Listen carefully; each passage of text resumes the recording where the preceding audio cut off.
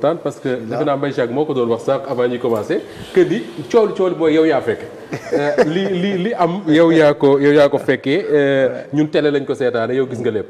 mais balay booba dama bëggoon a xam c'est pas la première fois nga dem CAN Mbaye Jacques non plus c'est pas la première fois ngeen dem CAN topp ngeen équipe nationale Sénégal fu nekk mais gagné nañu Coupe d'Afrique des Nations en 2022 gagné waat ko tey en 2025 2026 dama bëgg a xam Maroc yow mi nga xam ne topp nga la campagne de l'équipe nationale lan nga jàpp ne mooy nekk li décisif dëgg-dëgg permettre aux Lions ñu jël le trophée à quel moment ça a été vraiment décisif. man li ma yàgg topp équipe nationale bii mooy nekkoon sama 10e Coupe d'Afrique. 10e déjà 10e Coupe d'Afrique mais li ma jàpp d'abord c'est que sama banc. le banc équipe nationale du Sénégal su ma ko xoolee ma xool ñi titulaire ma xool ñi duggul je me suis dit que ça va être très difficile de battre cette équipe-là. Deuxièmement entraîneur bi. def am audace parce que loolu dafay baax ci entraîneur. audace booy dafa ñeme. dafa am fit. parce que dama lay jox benn exemple rek. ci benn moment ci match bi xaw ma ndax nit ñi seetlu nañ ko dugal na 3 défenseurs centraux. il a joué à 3. vers la fin ci finale bi vers la fin. mu def 5 milieux de terrain sànni ñaari attaquant ci kaw. ab coow li aussi nu bëree woon yëpp il supportait la pression parce que benn moment bëri woon ay sénégalais yoo xam ne. dañ doon wax ne Ibrahima Mbaye na nekk titulaire. te loolu xam naa ne dem na sax ay fédéraux sax yoo xam ne loolu lañ doon xalaat. journalistes yu bëri loolu lañ doon xalaat na nekk titulaire. mais moom dafa amoon benn vision bu mu amoon parce que d'abord booy bi xale la. xadar bu mu doon àndal il faut le protéger. et deuxièmement aussi am na ay joueurs yoo xam ne lecture de jeu bi ñuy am baax na nga bàyyi leen ci.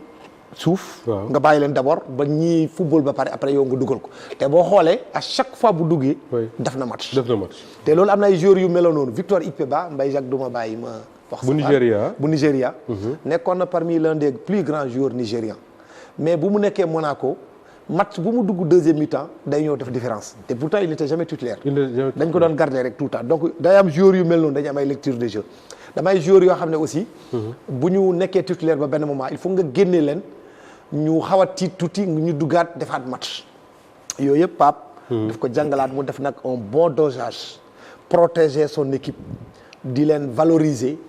di leen yokk fit parce que dans les conférences de presse à chaque fois bu ñëwee moo doon encaisser lépp après di protéger kii. beneen aspect bi nga xam ne aussi am na solo trop. mooy cadre yi dañu motoon cadre. cadre yi mooy ñi ñooy tudd ñi magal équipe bi voilà Koulibaly Sadio mooy Sadio Mané mooy Idrissa Gana Gueye mooy Edouard Mendy mun nga dem sax ba Pape Gueye xale yi aussi nangul leen parce que day jafe trop xam nga football dafa nga yaakaar na yow da nga war a nekk titulaire keneen ñëw football sa place après nga accepté ko dafay jafe. soo xoolee scénario boobu noonu amoon en 2022 man 2022 dama gis benn image rek. ma ne ko Sénégal li koy teree gagné lii day metti parce que moment boobu il y avait une concurrence entre Sadio Mané ak Diao Baldé Keita. ñun journalistes yi xam nga dañuy bëgg loolu ñun dañ koy garal de kii yooyu noonu quoi après affaire bi amay rivalité parce que on aime la matière. mais Sadio Mané bu duggalee kan mooy jiitu ci Sadio Mané pour accompagner ko pour manifester sa joie. c'était Diao Baldé Keita. donc moo lay wane foofu en amu fa c'était une concurrence saine.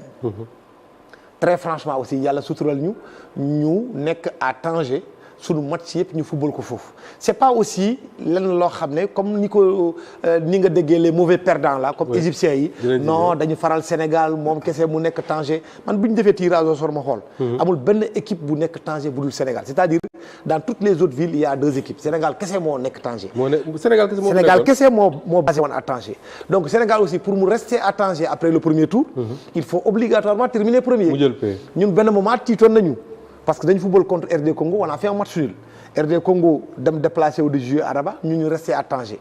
benn moment RD Congo dugaloon na 4e but. ci moment boobu RD Congo rawaat na Sénégal. balaa ñuy def ceek ñu dindi bii boobu ñu ne ko dafa am position hors-jeu ñu dindi ko donc ce qui veut dire que Sénégal. xeex na ba terminer premier de sa poule. pour mun a rester foofu recevoir en 8e.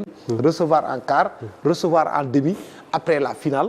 ñu déplacé wu dem fële ca Rabat li ci am aussi. alors yaa ngi wax Abdoulaye concurrence saine ci loolu laa bëgg njëkk a taxaw ak yow joxe nga le cas Sadio Mané Diao Baldé Keita en 2022 mais cette fois-ci ba ñu gis une image qui a fait le tour du monde mooy un gardien remplaçant du Sénégal nekk pratiquement garde du corps du gardien titulaire. oui loolu également c'est une concurrence saine. waaw mais loolu baax na aussi nit ñi expliquer. pourquoi mu demee noonu. parce que xam nga gardien de but.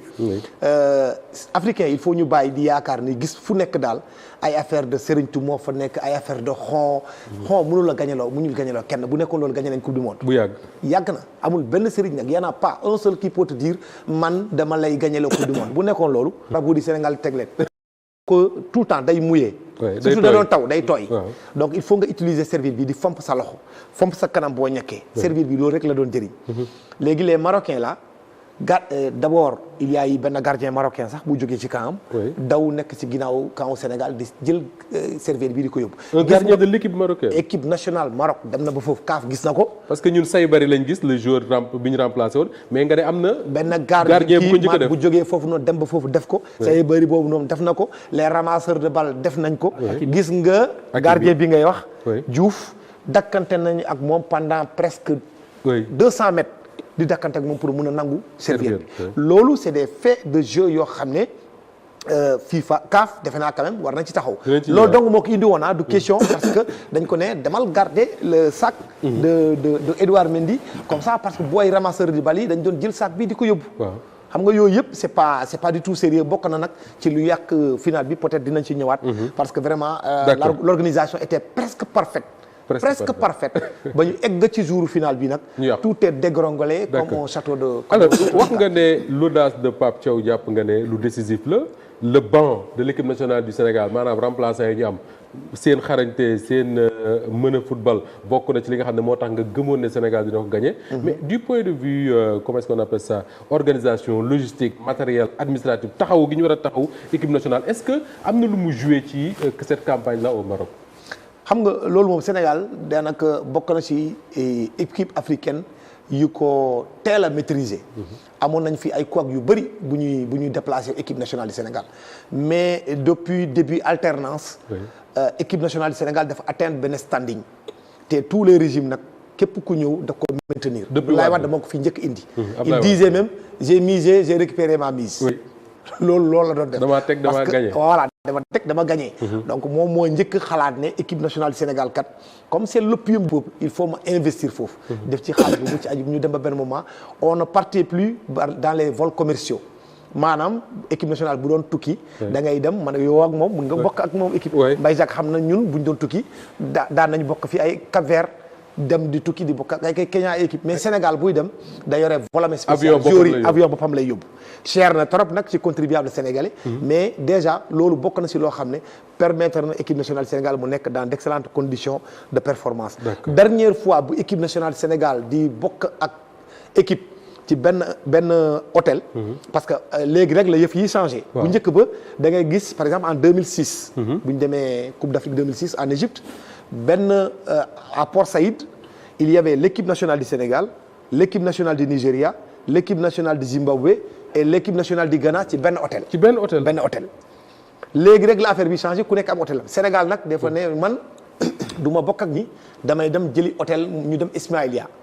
mais moment boobu noonu su amee CAF da lay naan yow kat sa hôtel bi ñu jëloon boo jëlee $1 million lañ la doon fayal boo demee ci hôtel bële da ngay fay 1 million 500 donc 500 bi yow yaa koy fay Sénégal nag loolu jaral ko depuis boobu la Sénégal commencé tàmbali déjà di préparer équipe am di ko def ci moom rek fu mu dal moom rek moo fay dal ba pare encore cuisine bi di yóbbul di indi cuisinier am diététique bi ñu bàyyi ci xel toggal ñoo koy yóbbaale monsieur Diallo que je félicite d'ailleurs et que je remercie au passage après ñu amaat aussi médecin de l'équipe nationale ci wàllu joueurs yi lu ñuy lekk lu ñuy naan am nag benn organisation boo xam ne heure bu ñuy tëdd heure bu ñuy yeewu heure bu ñuy ñëw di añ heure bu ñuy def doxantu heure bi nga xam ne boo tardé def ay amende def règlement intérieur exactement lépp daal dañ def benn règlement intérieur boo xam ne amul kenn ku ñemee génn centre boobu donc sur ce plan là Sénégal dafa ñëw maîtriser loolu l'équipe de Augustin Senghor pendant 16 ans yokk ko aussi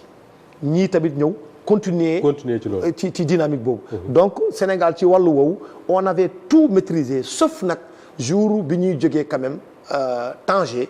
di ñëw. mooy ci affaire gaar bi. mooy ci affaire gaar bi boobu. lenn rek laa ci reproché fédération sénégalaise de football c'est vrai qu'il y avait eu des problèmes de sécurité. c'est vrai que mun nga reprocher CAF dara mun nga reprocher marocains yi dara mais le fait aussi d'avoir communiqué d'avoir dit je quitte à telle heure et j'arrive à telle heure. implicitement. wax nga supporters sénégalais yi seen équipe nationale. surtout ñu bëgg a gis Lions yi dañuy ñëw exactement parce que nañu waxante dëgg la majorité. l'écrasante majorité yi ñu ñëwoon ci gaar ak daal boobu noonu. c'est des sénégalais ñoo ñëwoon. c'est des snipers des influenceurs parce que équipe bi léegi bon là aussi c'est un gros problème. influenceurs yi ak tiktokers yi ak. ñëpp ñi nekk ci série de télévision tout le monde l'a vu. donc loolu aussi c'est des choses yoo xam ne ëllëg ci biir war na ci. gën a bàyyi xel suñu tànk tubay en tout cas ñu bàyyi ci xel mais maîtrise boobu noonu. bokk na ci loo xam ne yokk na aujourd'hui la performance de l'équipe nationale du Sénégal. parce que standing bi ñu yor. c'est presque le standing de l'équipe nationale de France. merci beaucoup Abdoulaye alors Mbaye